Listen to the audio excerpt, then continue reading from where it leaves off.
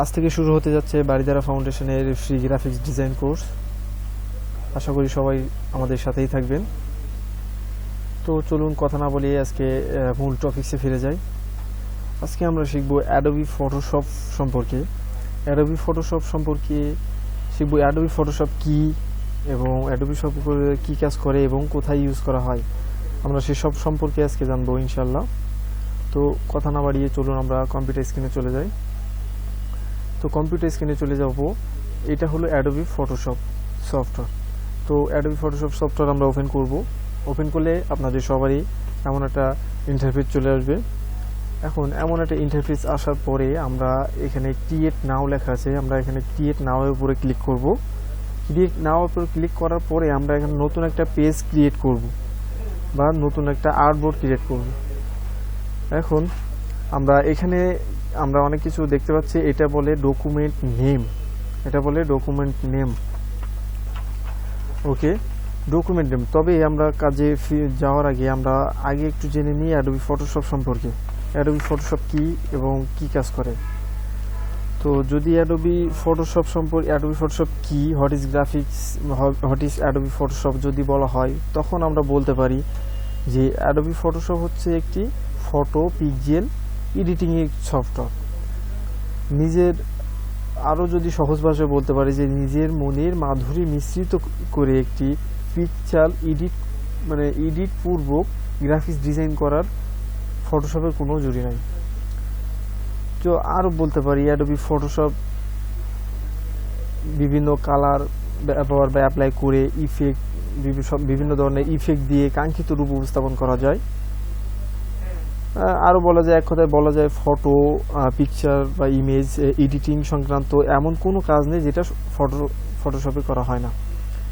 তো আশা করি সবাই বুঝতে পারছেন ফটোশপ মূলত কী নিয়ে কাজ করে। তো আমরা ঠিক আছে, আমরা চলে আসি স্ক্রিনে। তো এখানে দেখতে পাচ্ছি রিসেন্ট মানে যখন বর্তমানে এর আগে যে রিসেন্টলি যে কাজগুলো করা হয়েছে সেগুলোর আর্টবোর্ড আমার এখানে দেওয়া আছে। তো আমি দুইটা রিসেন্টলি কাজ করছি, এই জন্য আমার দুইটা আর্টবোর্ড এখানে চলে আসছে। এখন এখানে আছে সেভ বলতে যদি আমি কোনো আর্টবোর্ড এখানে সেভ করে রাখি তো এটা এখানে থাকে। তো আমি কোনো আর্টবোর্ড সেভ করি না বিধায় আমার এখানে কোনো আর্টবোর্ড নাই। তো তারপরে দেখব ফটোতে এখানে অনেকগুলো পেজ আছে বা ফরম্যাট আছে, আমরা চাইলে এখান থেকে ইউজ করতে পারেন অথবা নিজেরা তৈরি করেও ইউজ করতে পারেন। এখানে আছে প্রিন্টের ক্ষেত্রেও অনেকগুলো আছে, যেমন স্ট্যান্ডার্ড, যেমন legal, letter, A4, A3, A6, A4 অনেকগুলো পেজ এখানে আছে, আপনারা চাইলে এখান থেকে নিতে পারেন।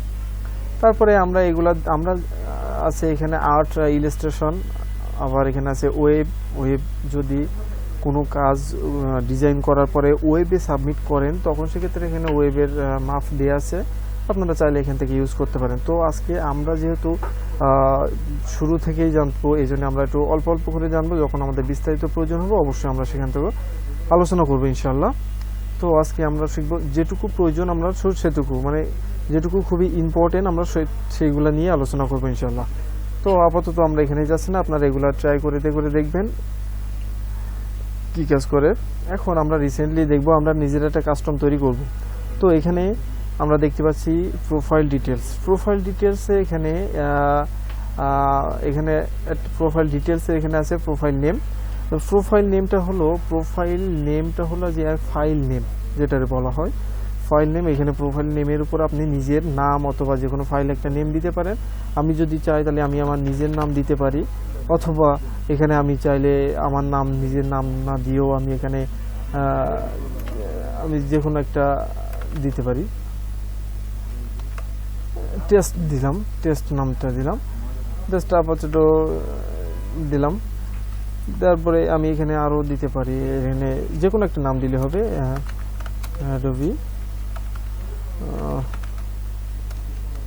অ্যাডোবি ফটোশপ নিয়ে নাম দিলাম। ওকে, এখন হাইট এখানে আছে।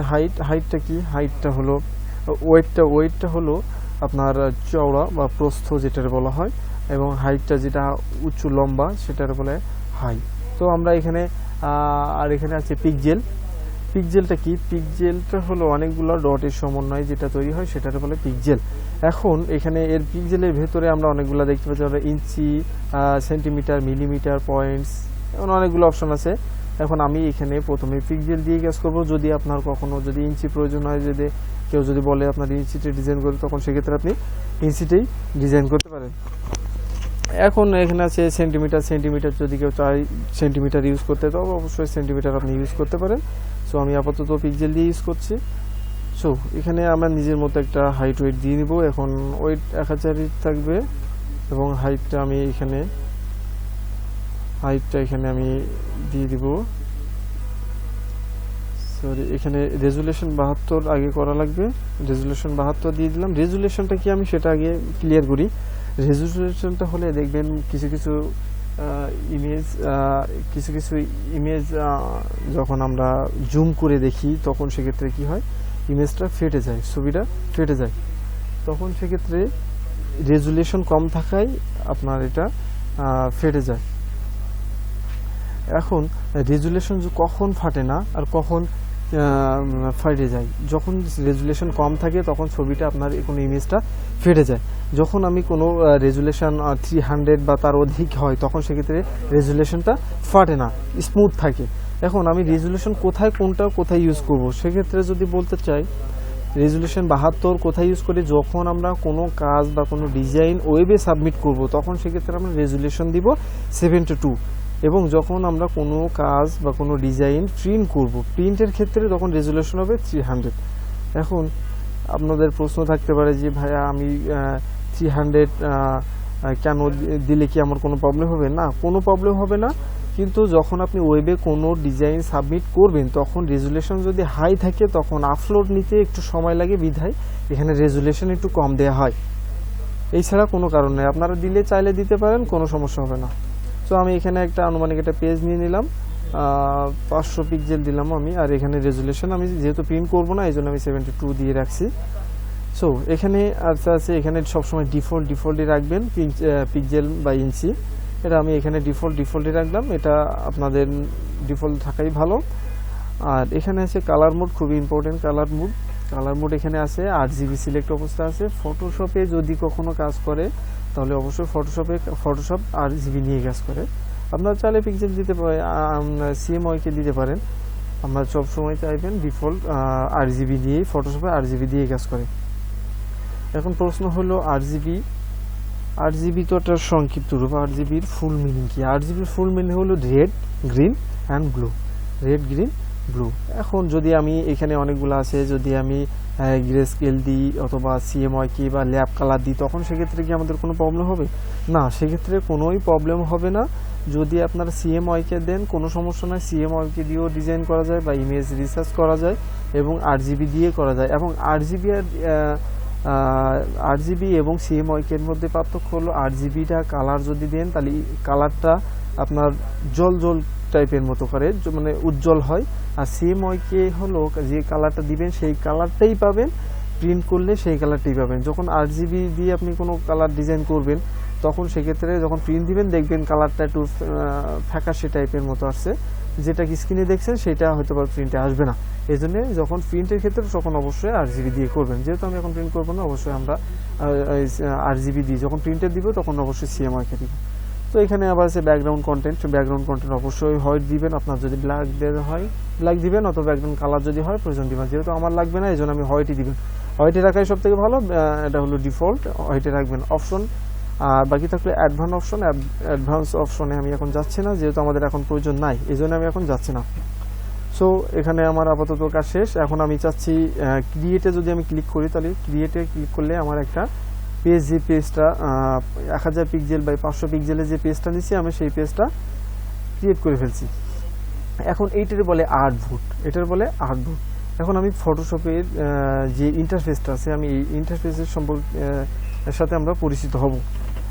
এখন এটার বলে কি, এটার নাম কি, আমরা এই সবগুলাই আজকে জানবো। আজকে আমরা ফটোশপ সম্পর্কে বিস্তারিত জানবো।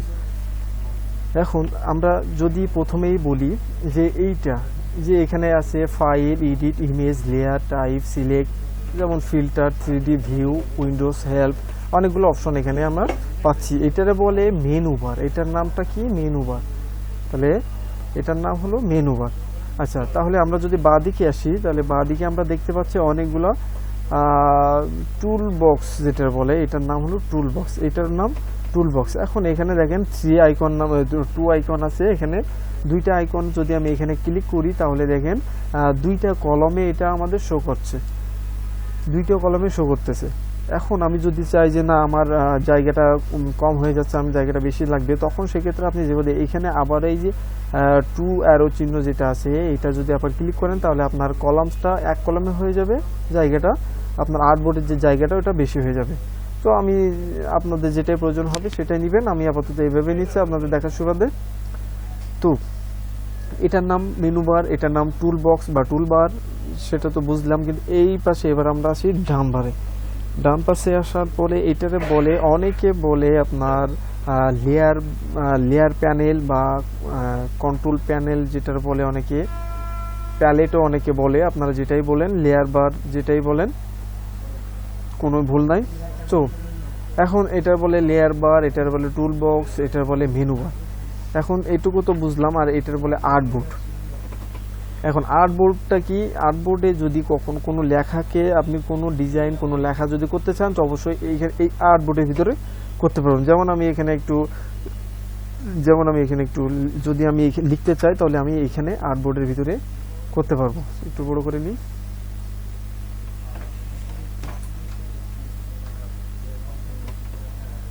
যদি আমি কখনো লিখতে চাই তাহলে এখানে লিখবো। আমি চাইলে কিন্তু এখানে লিখলে আমার প্রিন্ট হবে না। তো আমার এই যা লিখবো বা যা ডিজাইন করব সবগুলা কি করব, আমি এই আর্টবোর্ডের ভিতরেই করব। ঠিক আছে, তো আমি এটা ডিলিট করে দিলাম। তো আমরা আসি মেনু বারে, শুধু নামটুকু জানছি। এখন মেনু বারে দেখি মেনু বারে কি কি আছে। এখন মেনু বারে দেখি মেনু বারে কি আছে। মেনু বারের উপর আমি যখন ফাইলে ক্লিক করলাম তখন অনেকগুলা অপশন দেখতে পাচ্ছি আমি। এই অপশনগুলো বলে সাব মেনু বা অপশন বার। সাব মেনু বা অপশন বার বলা হয়। এখন এই সাব মেনু বা অপশন বার, এখানে যদি এটার ভিতরে ক্লিক করি অনেকগুলা সাব মেনু আছে, এখানে যদি ক্লিক করি অনেকগুলো সাব মেনু আছে, এখানে যদি ক্লিক করি অনেকগুলো সাব মেনু আছে। এখন এখানে অনেকগুলো হিউজ পরিমাণ, প্রতিটা মেনু বারের ভিতরে অনেকগুলো সাব মেনু বার আছে। এখন এইটার নাম জানছি, এটার নাম জানছি, এটার নাম জানছি। এখন প্রশ্ন হইল যে এই যে যেমন আমি যখন এটা সিলেক্ট করতেছি তখন এটা একটা ইন্টারফেস চলে আসছে, যখন এটা সিলেক্ট করতেছি তখন এটা একটা ইন্টারফেস চলে আসছে, যখন এটা একটা ক্লিক করতেছি তখন এরকম একটা ইন্টারফেস চলে আসছে। তখন এইটারে কি বলা হয়, এইটার নামটা কি? এইটারে বলে কন্ট্রোল প্যানেল। কেন কন্ট্রোল প্যানেল? কারণ আমরা এইটা দিয়ে আমরা কোনো কিছু কন্ট্রোল করতে পারি। যেমন আমি সিলেকশন টুল যদি নিই, যখন আমি এখানে যদি সিলেকশন করতে যাই তখন সিলেকশনটা হয়েছে এর আন্ডারে অনেকগুলা কন্ট্রোল প্যানেল চলে আসছে। এখন আমি যদি চাই যে আমি একের অধিক, আমি আরেকটা, এখানে একটা সিলেকশন আছে, আমি চাচ্ছি আরও একটা সিলেকশন করতে, তখন সেক্ষেত্রে কিভাবে করতে পারি? আমি যদি আবারও যদি এখানে সিলেকশন করি তখন এই সিলেকশনটা কি উঠে যাচ্ছে। যখন আমি এখানে আরেকটা সিলেকশন করি দেখেন এটা উঠে যাচ্ছে। এখন আমি এর আন্ডারে যখন আমি চাচ্ছি আরেকটা সিলেকশন করতে, তখন আমি এইখানে দিয়ে আমি এই যে কন্ট্রোল প্যানেলটা চলে আসছে, এই কন্ট্রোল প্যানেল দিয়ে এখানে আমরা কন্ট্রোল করতে পারি। যখন এইটা হলো অ্যাড টু সিলেকশন, এটা যদি আমি অ্যাড টু সিলেকশনে ক্লিক করি তখন আমি এখানে আরেকটা চাইলে একের অধিক সিলেকশন করতে পারবো, একের অধিক আমরা সিলেকশন করতে পারবো। তাহলে কি হলো, কি বুঝলাম আমরা, যে আমরা এইটা দিয়ে কোনো কিছু কন্ট্রোল করতে পারি। That's it. আমি এটা চাই না, ডিসিলেক্ট করে দিলাম। তো তাহলে এটার নাম জানলাম, এটার বলে কন্ট্রোল প্যানেল, এটা বলে মেনু বার। আর মেনু বারের ভেতরে যেগুলো আছে এগুলো সাব মেনু বার, এগুলো বলে টুল বক্স। এখন কথা হচ্ছে, প্রশ্ন হইল টুল বক্সের ভেতরে এই যে অ্যারো চিহ্ন মতো আছে, এখানে যদি আমি এখনো ক্লিক করি, রাইট বাটন ক্লিক করি, তখন দেখবো এই টুল বারের ভেতর আরও টুল বার। তাহলে এইগুলো বলে সাব টুল বা সাব টুল বলা হয়, এগুলো বলে সাব টুল। এগুলো টুল আর এগুলোর ভেতরে যেগুলো থাকবে সেগুলো হলো সাব টুল। এখন তাহলে আমরা এটার নাম জানলাম, এটার নাম জানলাম, এটার নাম জানলাম, এটার নামও জানলাম। এখন এখানে আশা করি আর কারোর কোনো প্রশ্ন থাকবে বলে মনে হয় না। এখন যদি কারো প্রশ্ন থাকে অবশ্যই আমাদের কমেন্ট বক্সে জানাবেন। এখন আমরা টুলবার সম্পর্কে পরিচিত হব।